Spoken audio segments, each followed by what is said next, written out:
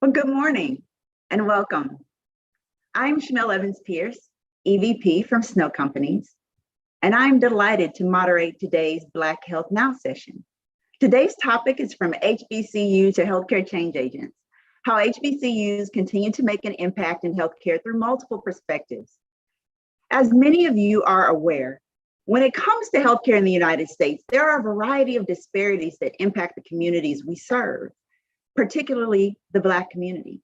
And while the problem is complicated, one major factor has consistently been true. Having healthcare practitioners you can relate to, who see you, understand you, and who are a part of your community can help reduce hesitancy to seek healthcare. It can increase willingness to engage in care. It can increase the quality of care patients receive. And unfortunately, the reality is that when it comes to that representation, we're currently falling short. The latest census data showed that about 13% of the US population is Black. However, only about 6% of the country's doctors and surgeons are Black. Black pharmacists make up about only 7% of the professionals in their field. We are here today to discuss how historically Black colleges and universities and their medical and pharmacy schools have played and will continue to serve a major role in helping to address some of these inequities. These institutions are essential in helping to fill the ranks of our nation's healthcare institutions with much needed diversity and for preparing these leaders to make an impact in healthcare. We are so excited today because we have three esteemed panelists who have joined us to share their unique perspectives and professional experiences as healthcare change agents. While all three of these dynamic women have made an incredible impact in their respective fields of expertise in different communities, one common thread unites them all. They all got their start at an HBCU. So please join me in welcoming our change agents. First, we have Dr. Jade Ranger, PharmD, co-founder of the Prescription Shop in Williamsburg, Virginia. Dr. Jamie Ware, MD, FACOG, Associate Professor and Residency Program Director for OBGYN at Meharry Medical College in Nashville, Tennessee. And Dr. Lori Wilson, MD, FACS, Chief of Surgical Oncology and Professor of Surgery at Howard University and College of Medicine in Washington, D.C. Hello, esteemed panelists. Thank you so much for joining us today. Good morning. Why don't we start our session off by just having all of you share a little bit more about your current role and what you do, but also if you wouldn't mind helping us understand a little bit about what motivated you to even get into healthcare. And Dr. Ranger, I will start with you. Well, good morning, everyone. First of all, thank you for that lovely introduction. I'm so happy to be here with you all this morning. I'm honored to share the virtual stage with both Dr. Jamie Ware and Dr. Lori Wilson. So thank you for having me. I'm originally from Prince George's County, Maryland, and I made my way to Hampton University School of Pharmacy in 2005. I graduated with my PharmD or Doctor of Pharmacy degree in 2012 and initially entered my profession through working in what we tend to call retail pharmacy. Anyone who knows me well knows that my soapbox speech kind of includes the fact that I hate the terminology retail pharmacy. So that pretty much refers to the big box chains, whether we're talking about Rite Aid, CVS, Walgreens, Walmart, whatever the case may be. We're not retailers, we're healthcare providers, and we are in a position to really help and advocate for our patients and be a part of their healthcare team. And so after working for about the first 6.5, 7 years within the retail setting, my husband, whom I also met at my alma mater, my home by the sea, who graduated a year ahead of me, decided that we would branch out on our own and open our own independent community pharmacy, the Prescription Shop, here in Williamsburg, Virginia, where we've been living for a little over 10 years.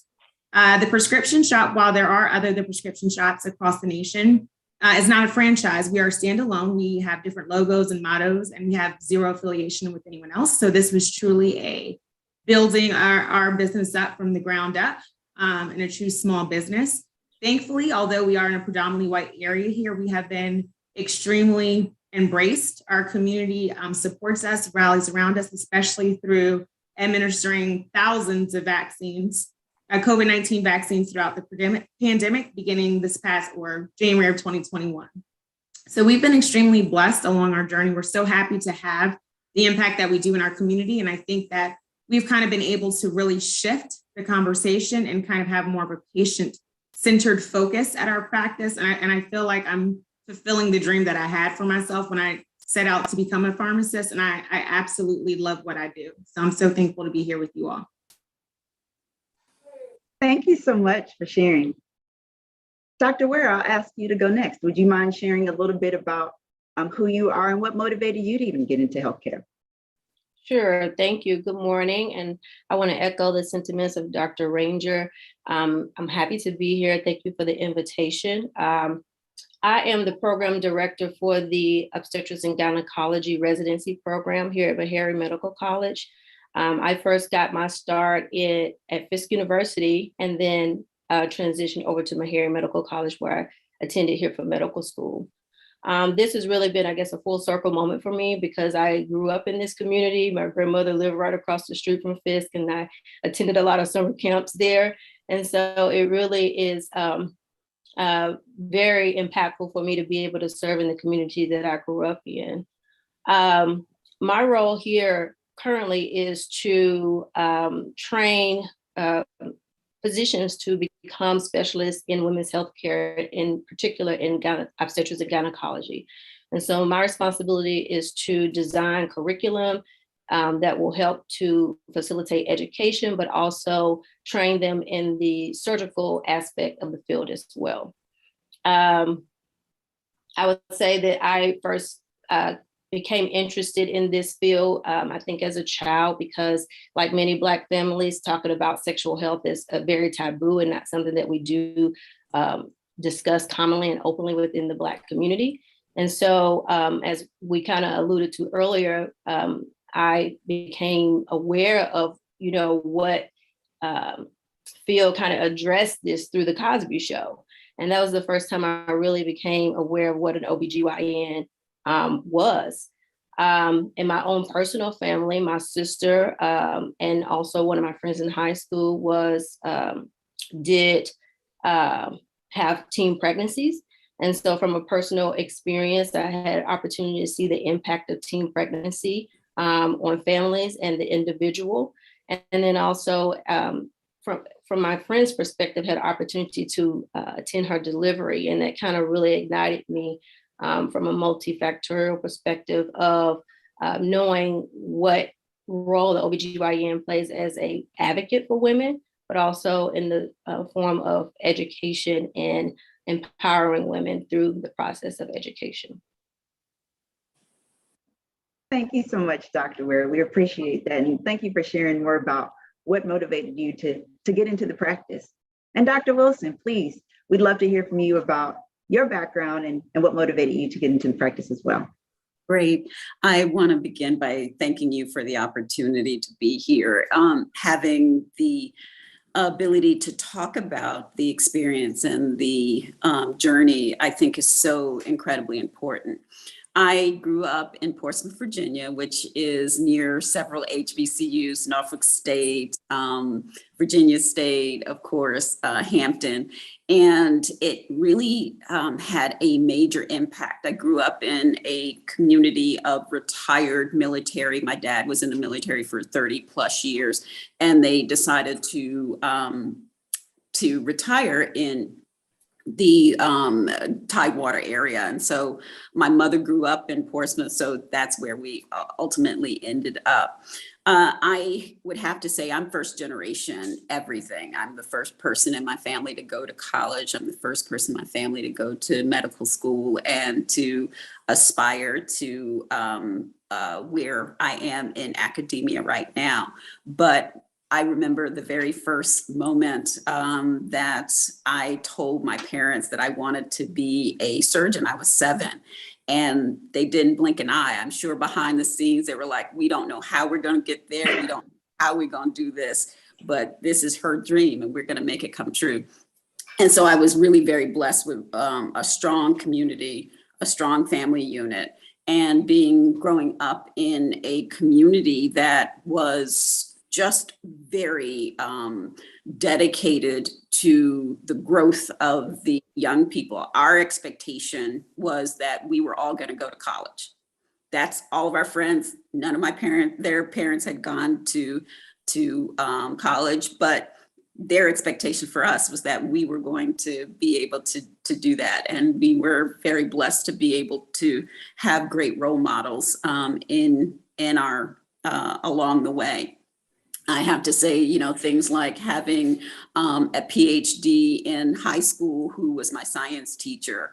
And, you know, I think back now how unusual that was to have that exposure, to be able to see that person, see her every day in how she taught us and how she invested in us. I think about the opportunities for instance, just in my neighborhood, my physics teacher lived down the street from me. My chemistry teacher and my geometry teacher both lived in my neighborhood. So, you know, having those, number one, having those role models, and number two, them being so close to your mom and dad and knowing, you know, if you don't do well, that they are, you know, the pipeline directly to making sure that you're doing the right thing. But I grew up thinking and knowing that that was what I wanted to do. And luckily my talents and my gifts aligned with what I decided that I was going to become. And, you know, long story short, I did almost every pipeline program that was ever given as an opportunity.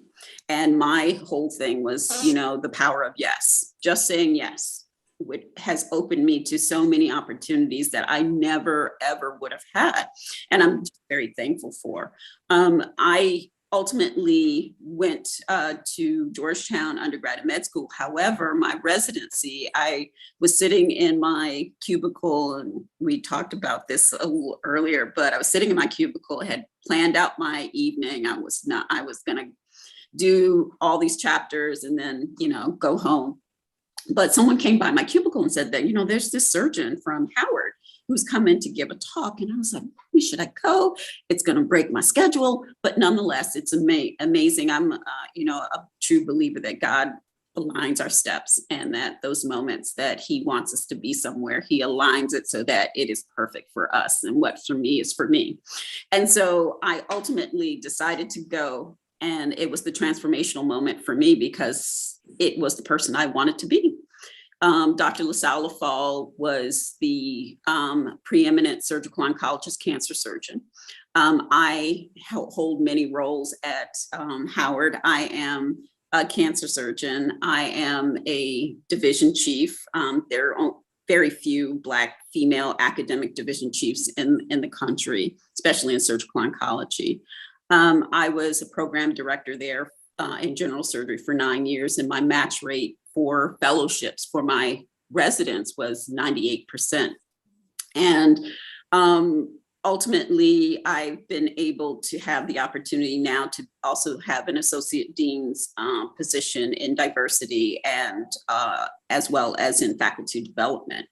And so all of those things came out of seeing Dr. Lafall and all of the things that he was able to accomplish. He was the chair of he was the president of the American Cancer Society. He was chair of the Komen Foundation, and the pre-ultimate, he was actually the president of the American College of Surgeons, which is the largest surgical society in the world, actually. And so he was my role model and the person that made me want to do what I wanted to do. Ultimately, went train for 11 years to do what I ultimately wanted to do. Ended up at UConn, and UConn was a great place. However, I did not get to serve my community. And that was one of the things that was really very important to me. So when an opportunity opened up in 2011 at Howard, I took it and ran with it. And probably many of the things that I have been able to accomplish would not have been accomplishable in other settings. I had great role models and great support. I think the last thing before I'm complete is that I've been given, such a great opportunity to do all of these things and to become all of these things. But without an HBCU pouring into me, I would never have felt that I was capable. That even though I was a National Merit Scholar, I was, second in my class, I was, all of these things. My confirmation of that was through Dr. LaFall, through my faculty, through my attendings. They're the ones that really lifted me up and continue. My department continues to do that. So thank you very much. And thank you, Dr. Wilson. You hit on a number of the themes that we're going to go a little bit deeper in today, including the importance of representation, the incredible, unique experiences at HBCUs. And I would be remiss if I didn't acknowledge my affiliation with Florida A&M University. So I am amongst great people here. So let's talk a little bit more. Before we jump into the next section, really digging a little bit more into the importance of representation, I wanted to just take a moment to say, for all of you joining our broadcast today, please feel free to insert any questions that you have in the chat function. We will do our best to answer as many of your questions as we can along the way and at the end of today's session as well. So again, going to the point around representation, we recognize how important representation is in healthcare. And today, there are 4 HBCU medical schools and 7 HBCU pharmacy schools that are providing critical opportunities to help create the next generation of Black healthcare practitioners. So as you can see them on the screen here, just as a representation there of the impact that's happening across the board. We would love to hear from all of you to learn a little bit more about why you chose to attend an HBCU and what you gained from that experience. Dr. Ware, I wanted to start with you. I wanted to get some perspective from you about what made you choose an HBCU for medical school and what you think you gained from your HBCU experience that uniquely prepared you for your role and to be a support in your community.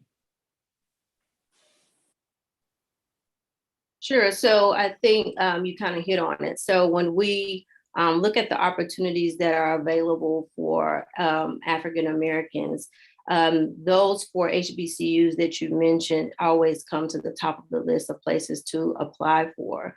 And the reason why that is so important is because if you really look back at, many of the Black physicians within the community, they have crossed these HBCUs at some point in their career.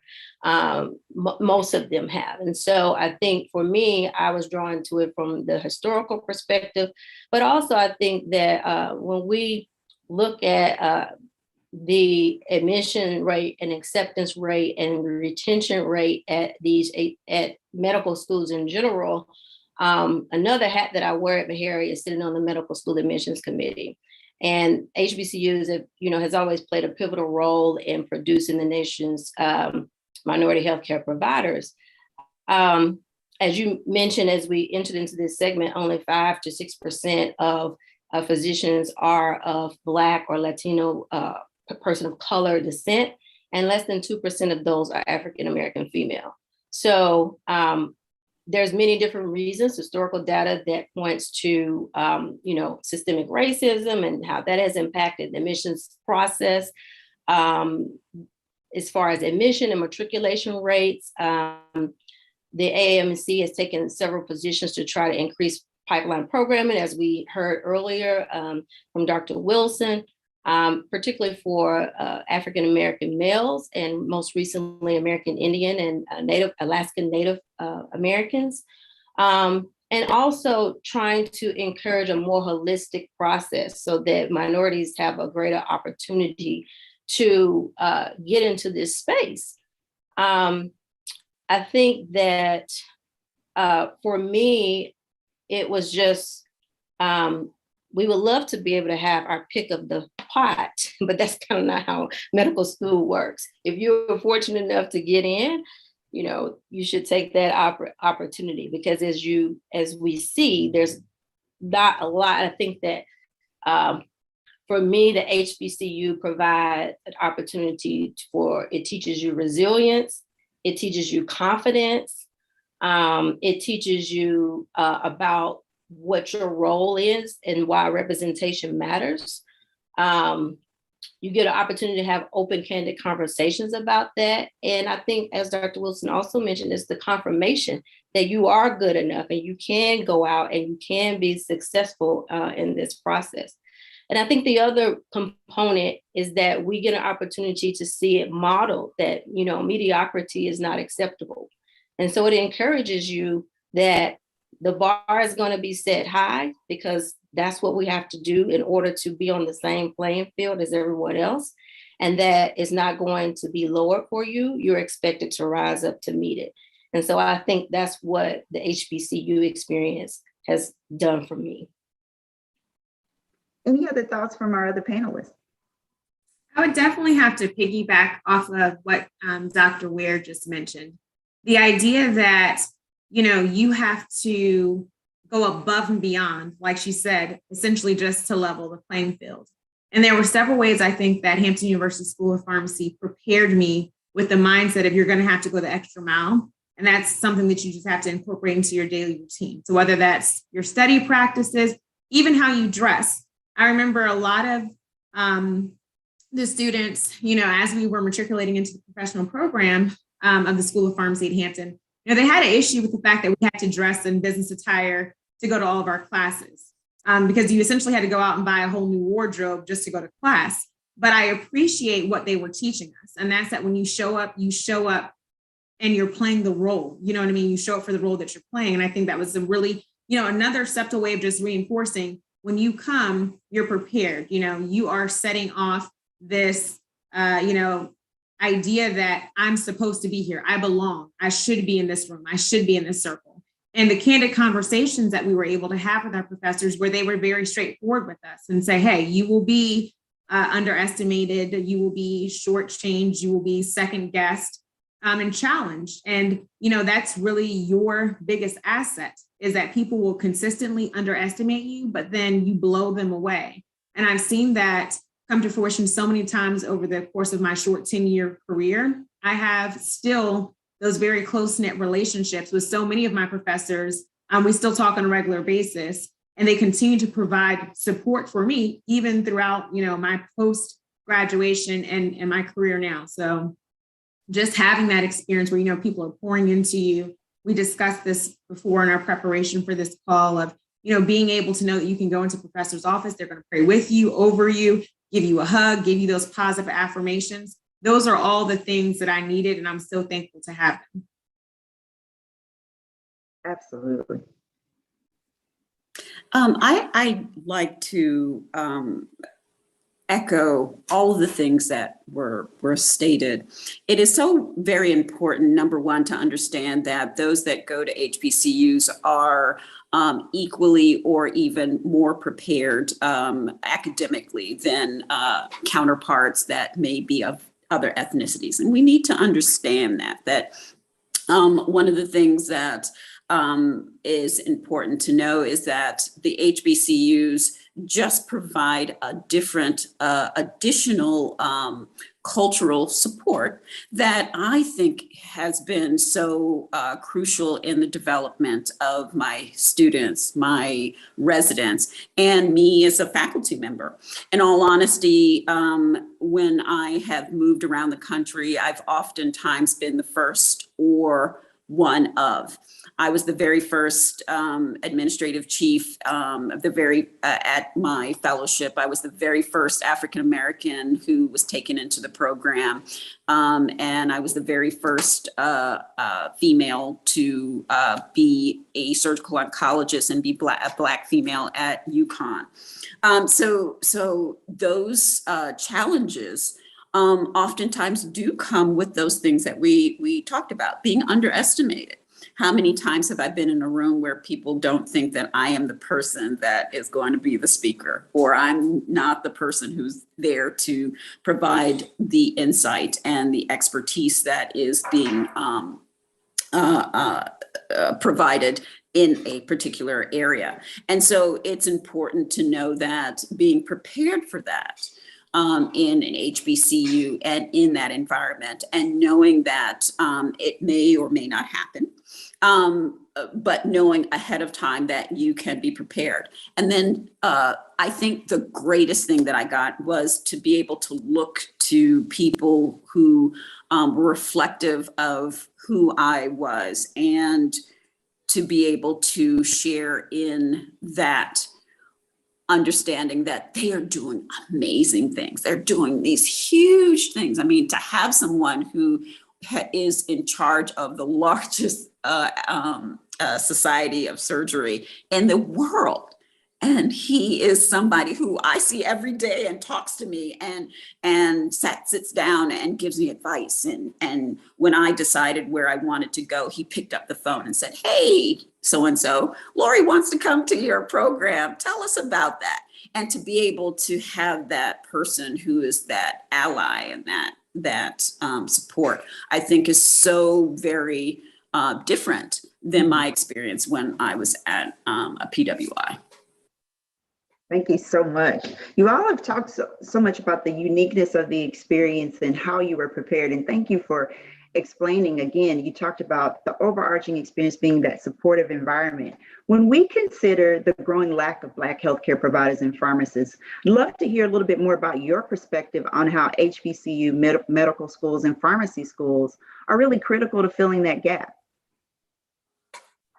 Dr. Wilson, you want to start? Sure. I had the great opportunity to have involvement in our admissions, involvement as being a program director. And so deciding who is going to come into our program and being the person who is that is going to make sure that the competency is adequate and the people that go out to treat are above and beyond competent for their role. And that's a huge responsibility. And to be able to make sure that you are preparing your students and your residents and your colleagues for those moments that they can shine and those moments of how to be their best, I think is probably one of the most dynamic things that I've had an opportunity to do in my career, and one of the most fulfilling things that I've had to do in my career. And what about you, Dr. Ranger? Thank you, Dr. Wilson. Appreciate that perspective as well. Dr. Ranger, your perspective on the importance of HBCUs and helping to fill the gap. I think HBCUs are essential. I know over the course of, the past few years, there's this constant conversation about, are HBCUs still relevant? Are they still needed? And to that, I say absolutely, 100%. Because when I'm at a HBCU, I don't feel like, oh, I'm meeting someone's quota. And I've talked to so many of my other friends who did, attend PWIs, and it was almost like, and not, I don't want to knock that experience. A lot of them had wonderful experiences, but a commonality between their experiences is just the constant feeling of like, oh, you must have been here on affirmative action. And, it's unfortunate, but it's like, instead of being recognized for your talent, for what you're bringing to the table, there's always this asterisk, like, oh, well, you must be here because of such and such, And I never felt like I didn't belong. And I think HBCUs do a phenomenal job of not only making you feel that you belong, but making you feel that you are going to be a change agent. They're preparing you while you're at their institution or university to go out into the world and do great things. That's the expectation. And that was something that was constantly drilled into my mind at Hampton from my various professors, even in my pre-pharmacy classes. That was a constant just thread that was always taught to you, was always kind of embedded in your mind. And the other part of that is that I know plenty of my classmates who, for whatever reason, were not able to get into other schools of pharmacy. And I always wonder why that's the case, because these are individuals who are excelling at the top of our profession. I have classmates that work at the Mayo Clinic. I have classmates that work at the Cleveland Clinic. I have classmates who are HIV and infectious disease specialists and all types of things. There's people like me who have started independent community pharmacy from scratch. I would shudder to know the number or the percentage of Black-owned independent community pharmacies in this country. And so I think just knowing that you're going to get a fair shot at HBCU, that already is kind of helping you to level the playing field for yourself. Because I think, would I be where I am right now if I had gone to a different school of pharmacy? I honestly don't know the answer to that, and who knows? But I do believe that God ordered my steps. I wound up exactly where I needed to be. And I've now been able to flourish in my profession, and then also, lift as I climb. And I think that's another important message that's really, I guess, brought home when you're at HBCU. It's not just about you, it's a community. So it's one of those things where it's great if you're doing well, make sure that the people who are coming up behind you are doing as well also. And so knowing that you're always advocating on behalf of all of your colleagues, that's always in the back of my mind. It's not just myself. And that's why right now we serve as preceptors for Hampton University School of Pharmacy. So every 5 weeks, we have new pharmacy students that come in and they spend some time with us, and they get to have the experience of being in a Black-owned independent community pharmacy. And so often they leave, they're so inspired. They're like, I want to own my own pharmacy. Like, I feel like entrepreneurship is the way to go now. And so just knowing that you're planting those seeds and having that type of impact, leaving that type of impression on future practitioners is really, it's an invaluable experience. Thank you so much for sharing, Dr. Ranger. I saw a lot of head nods as you were talking about so many of those points there, just echoing. I think everyone really echoes what you were saying. Dr. Ware, I do want to make sure we give you an opportunity to share your thoughts as well. I think the other ladies have, pretty much summed it up, all of the things. I would, echo everything that they say. The only thing I would add is that, in terms of filling the gap, that, this whole process is about access and exposure. And so when you get accepted into the HBCU, it comes with the understanding that you're going to be cultivated to succeed. We accept you. They're going to do everything they can to try to get you through the process, and the expectation that was mentioned is that you go out into these spaces and you fill the gap, but then you also open the door and create other opportunities for others to follow behind you. And so I think that that's why HBCUs are so critical in terms of filling the healthcare shortage, particularly amongst minorities. Can I just add one additional? One of the things that we see is how everyone here on this panel is giving back. Feeling committed, feeling as though it is part of our commitment and our responsibility to make sure that we're bringing others along. And I think that is probably a very different perspective than I've had at other institutions. Not feeling that there's anything that's being done to negate having people in those spaces. However, it's this whole new concept of allyship is something that we have had, inherently from the very beginning. And so making sure that those around us are well prepared, they're supported, and knowing that when we are training our residents and students and faculty members to go into these other spaces, that advocation is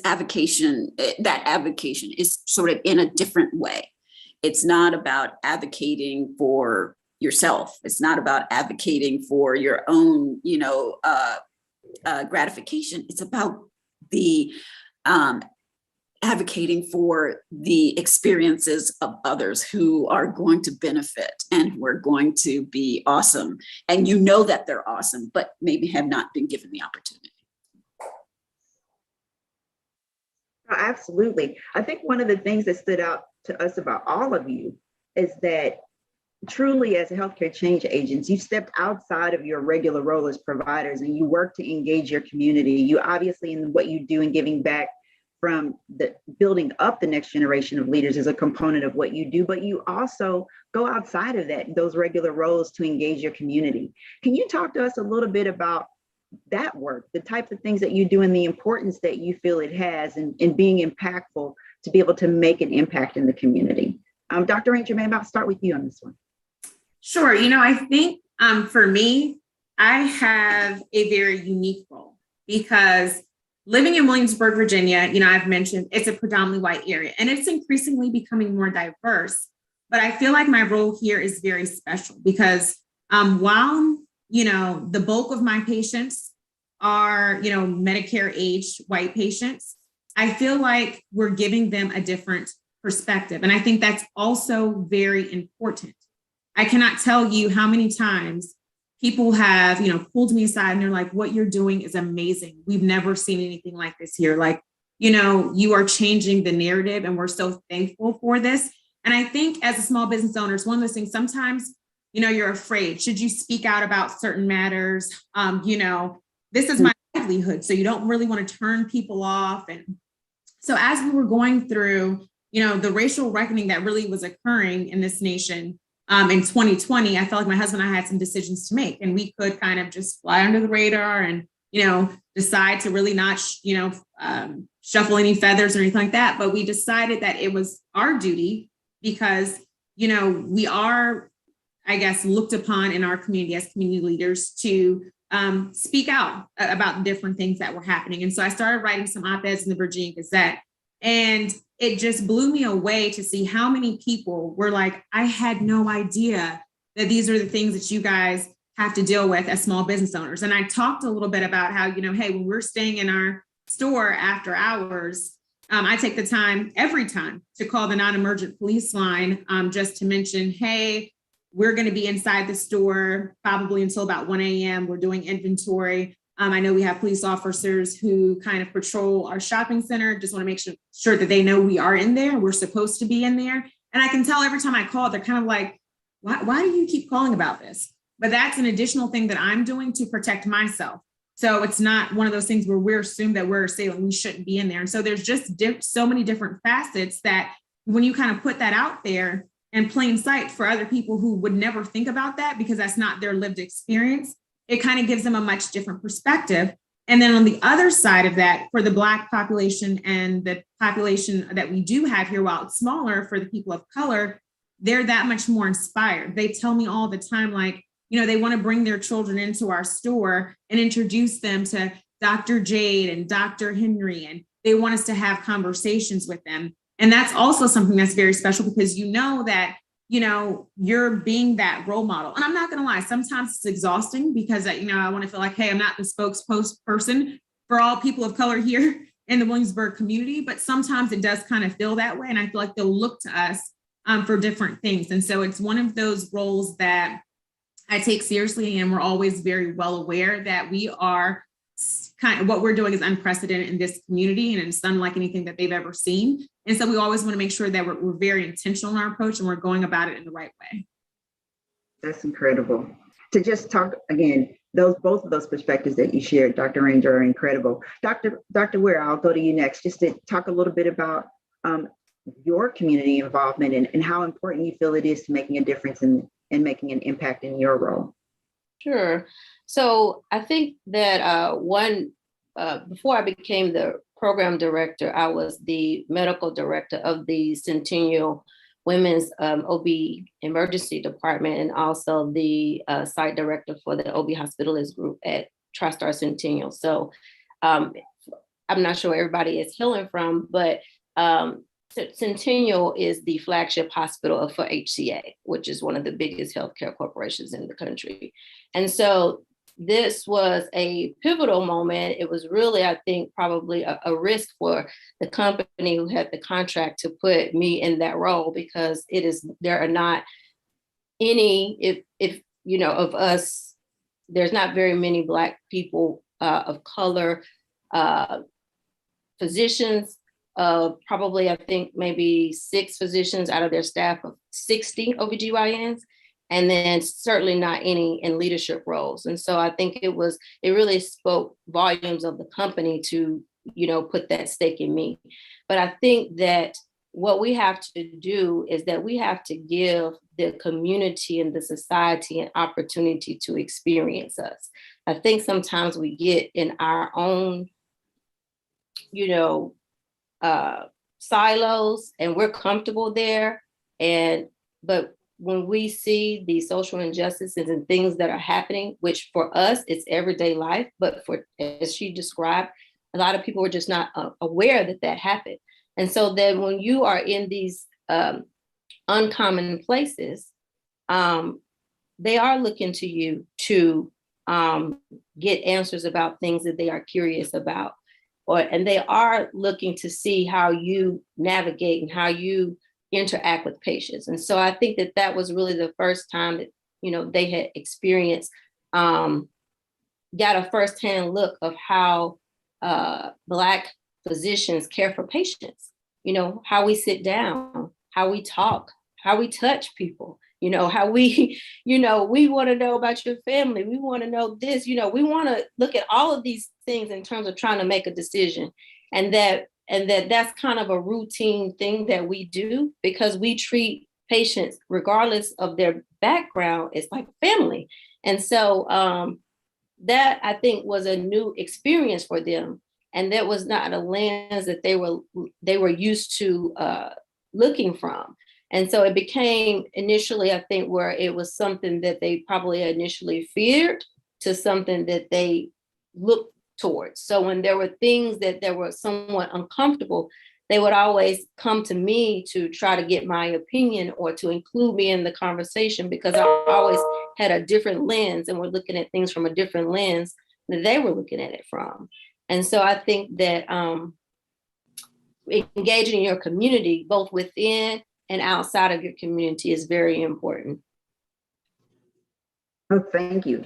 Thank you so much for sharing, Dr. Ward. Dr. Wilson, was there anything you'd like to add to this topic? Sure.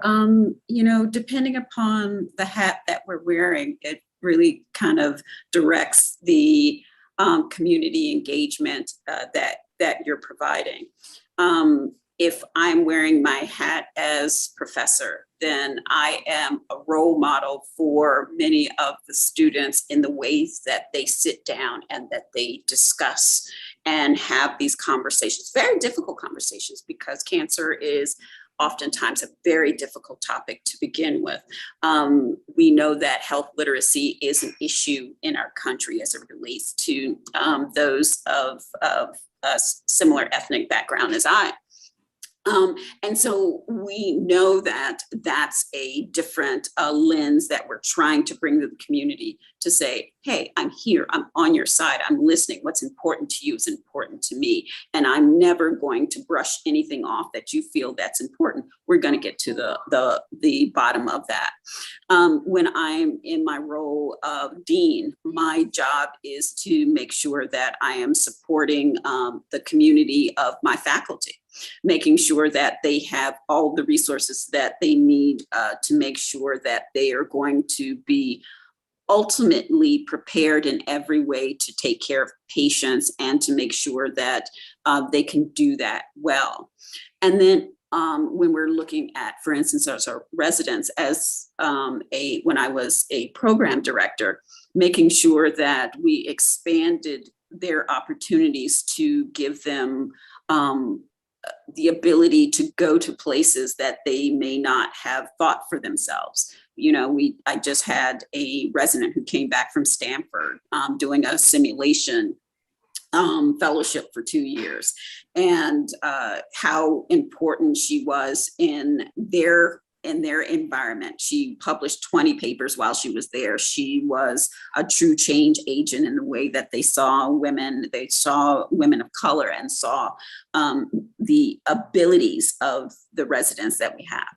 Finally, when I think about my community engagement is significant for me. I spend, like, for instance, this coming Saturday, we're doing a free clinic for women in women's health through the CDC. We'll be doing breast exams as well as mammography, all the way up to diagnostics and diagnosis. And these are women who are marginalized, who don't have health insurance, who may not be within the systems documented, but it gives us the opportunity to share in their healthcare and in the same explanations that I give my patients regarding what their direction should be for the healthcare, I spend equal amounts of time with these patients as well. Hopefully, having them understand it doesn't matter your station in life. Healthcare is a opportunity that should be equal for each and every one of us. And then finally, I was talking about that anecdotal story about community engagement. I remember when I was in my very first year, I was an intern and I was in Dr. LaFall's clinic, and I went in, he said, go in and see this patient. My very first year. And so I had all of my instruments. I had my little hammer, I had my stethoscope, I had, everything. And so I went in and this lady actually let me look in her ears, her eyes. She was there for a breast exam. She was not there for all of that. But at the end of the exam, she said, can I hug you? And I was like, of course, I'm from Portsmouth. That's what we do. That's my love language. I'm very interactive with my patients. And she said, I marched with Martin Luther King so that you could do this. And so the connection and the commitment that she had in just a small part of letting me do my part so that she could feel connected to who I was and where she had given was huge to me. And I think just insightful in the types of relationships that we have with our patients and with our communities. I think Dr. Wilson's in here trying to make us shed a tear. It looks like. Didn't realize we were going to be getting emotional on our call today. Oh, I'm sorry. I just the most heartfelt moments that the patients that we see are invested in us too. You're so invested. Tell me when I'm supposed to plant my garden. They tell me when I'm supposed to read a particular book. They tell me when they like my clothes or when they don't like my clothes, my hairstyle, whatever, which is absolutely part of a loving community. And one of the reasons why I came back. If I can just add one more about what she talked about of the investment of the other people of color who see you. Every time, without fail, it's like when the people come in, especially like she mentioned, the older people, they cannot leave the store without saying, we're proud of you. We're just so proud of y'all. Keep it up. We just love what y'all are doing. And so those are still the positive affirmations that are continually being poured over you and give you that extra oomph to keep going, even on a day that you're really tired, because you realize, that people are just as invested in your journey and your success as you are. So. Yes. And Dr. Ranger, I wanted to follow up on that topic. From your perspective, being in the pharmacy, you are dealing with people who have, interacted with their healthcare providers, but they're then going back to try to get those prescriptions filled. And you have a different perspective of engaging the community. Are there certain things that you'd like to share just in regard to perhaps how some of that changed and how your impact shifted during the height of the pandemic? Absolutely. I think that as a pharmacist, especially a community pharmacist, which is my love, this is what I've wanted to do since I was 17. And I shadowed a community pharmacist who happened to look like me. He was a pharmacy manager at a local grocery store in Bowie, Maryland. I saw the way that she was able to be compassionate. I saw the way that she was able to be knowledgeable and also assertive when she needed to be. And so she was really my inspiration, what got me on this track. And I tried to embody all of those different qualities that I saw in her every day at work. And so my staff will joke me because they're like, oh, Lord, Jay's going to be in there talking to the patient forever. And while it's an ongoing joke, it's true. That's just my personality. I am, my patients draw me in. I'm engaged. We play so many different roles. It's like in addition to being a part of their healthcare team, they come in. Yes, we're talking to them about their medications. But it's almost like going to a barbershop or a hair shop as well. You almost become their therapist.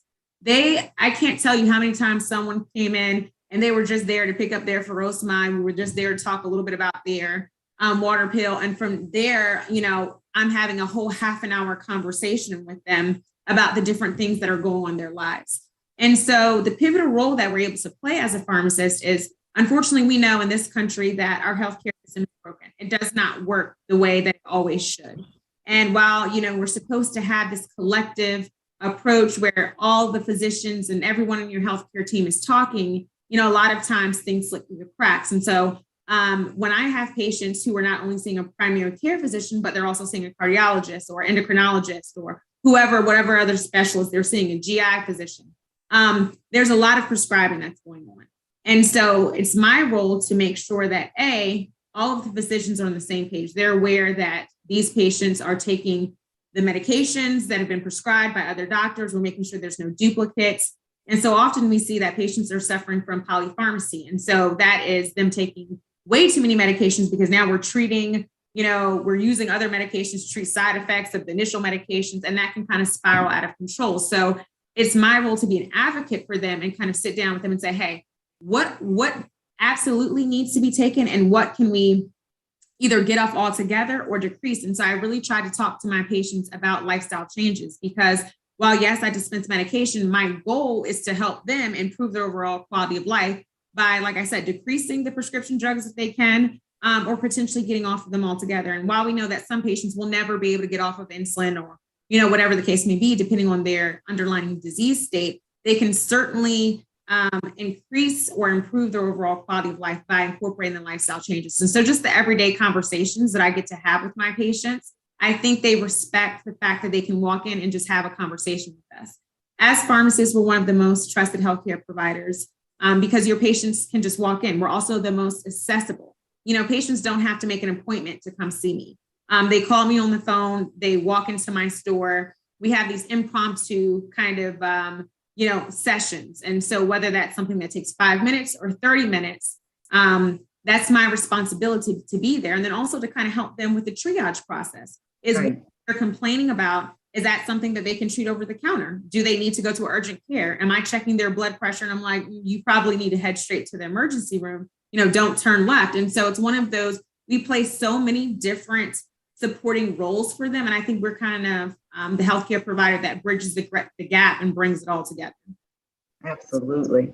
And it's such a central role. Thank you so much for sharing just a bit about the uniqueness of serving in the capacity in which you serve. It reminds me, Dr. Ware, of something that you said a little bit earlier around how in dealing with your patients, it's kind of a family. There's more that you do besides just dealing with the medical issues itself. I wanted to talk a little bit about and get your perspective on the importance of why cultural understanding is crucial to creating a positive healthcare experience. Sure. So I think like a lot of the things that we're mentioning are the social determinants of health. And we know that we can prescribe and, I think sometimes as physicians, we hear a problem, we fix it, we take this, do this, and then for us it's done. But there's so many other things that impact whether the person's going to take the medicine, can they afford the medicine, how they're going to be able to get there to get the medicine. I mean, there's lots of things. Do they have to make a choice if they're going to pay, a utility bill or buy the medicine? So there's lots of things that go into the overall impact of a person's health that we are trying to become more aware of and make sure that we're training future healthcare physicians to be mindful of. That I also think is very unique in the HBCU realm. I think that when we're thinking about the cultural framework, I don't think you can really do this without having a cultural framework. I don't think that you can really be successful in this space. We know that there's lots of data that show that patients, when they have a choice, prefer to be taken care of by providers that look like them, particularly when it's a minority patient. Because there's so few of us. I think that having a familiar face, it feels like family. It automatically opens the door to conversation that they would not otherwise feel comfortable sharing for various reasons.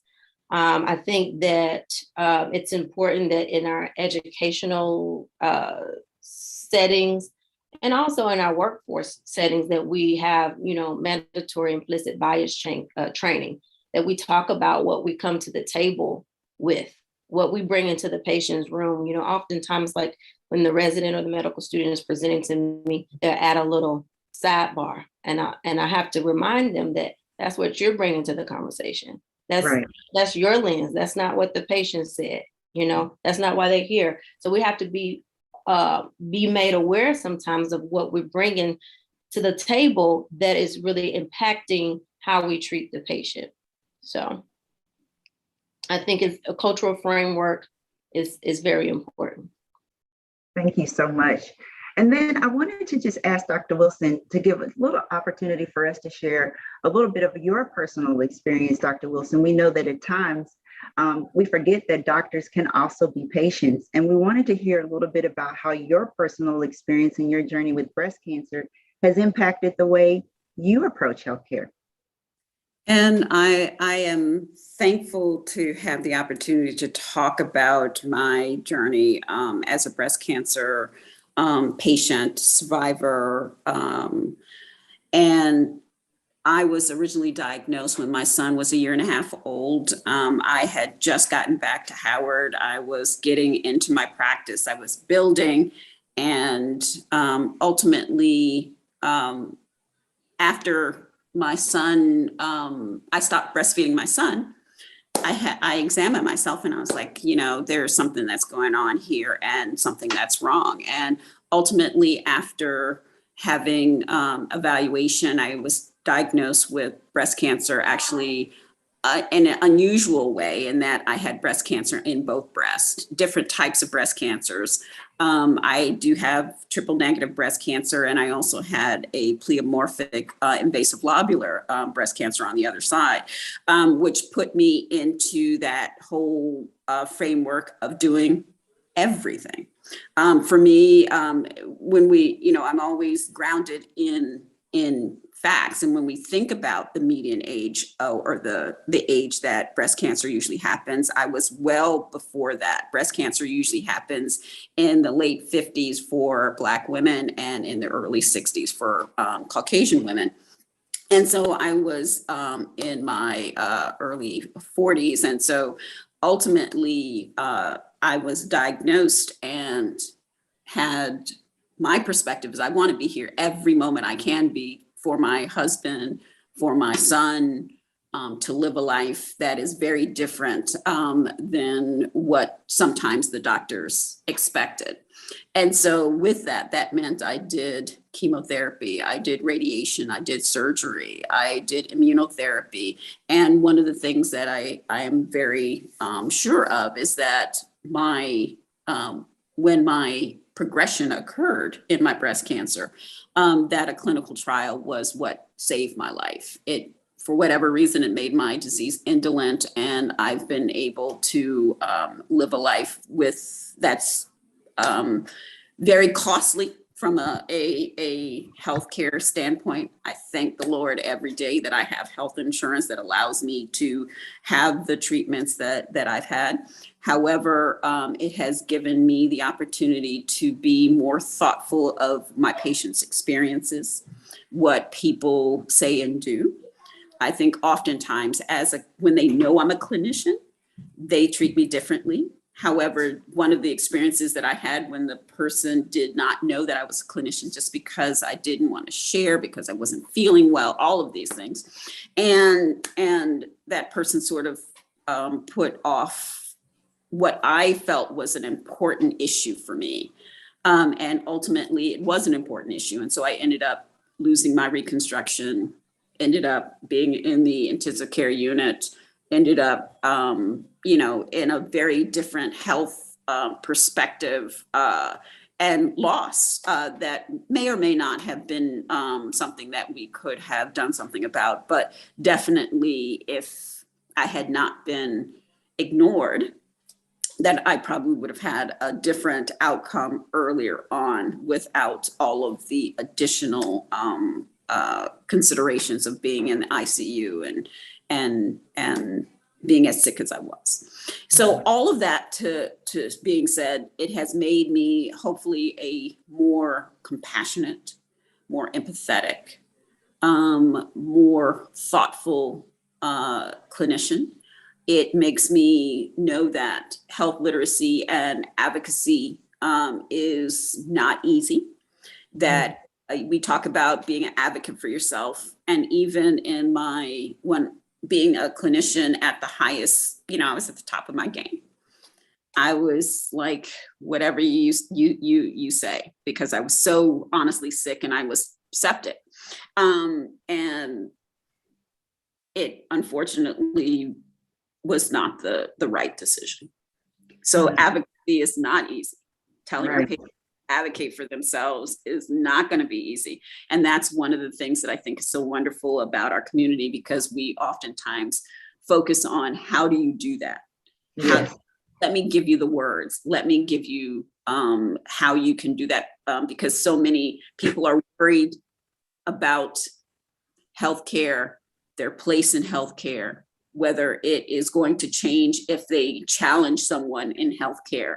Will they get equal, adequate, and expected guideline-based care if they question their clinician, if they question what's happening with their care? And mistrust is something that inherently we have to deal with, because it's been an issue in our country. Yes. So it has definitely directed the way that I teach, the way that I have engaged, and the things that I have found important in my journey. Thank you so much, Dr. Wilson. And thank you to all of our panelists today. You have truly demonstrated why you are healthcare change agents and the importance that HBCUs play in continuing to impact healthcare. We can go on with this conversation for hours, but unfortunately our time has come to a close. We did get to address a couple of the questions that came from the audience throughout our conversation. So thank you to all of our viewers for sending in your questions and for sharing your thoughts and perspective and support. There are so many comments in the chat of people just saying how much they appreciate all that you have shared, who you are and what you represent. We thank you, distinguished panelists, for sharing your perspectives with us. We truly appreciate and are inspired by the impact that you are making in your respective communities, and as a representation of the impact that historically Black colleges and universities are making in the community. We also thank you and ask all of our viewers to think about what you can do to support HBCU medical schools and pharmacy schools and these overall institutions in their effort to fuel the next generation of Black healthcare providers. Again, I hate we ran out of time. We could continue this conversation for hours to come, but we thank you so much for your time. We appreciate you, and thank you to everyone who joined us today. We hope you all have a great day and are inspired and continue to think about the impact of HBCUs. Take care. Thank you. Thank you for having us. Thank you.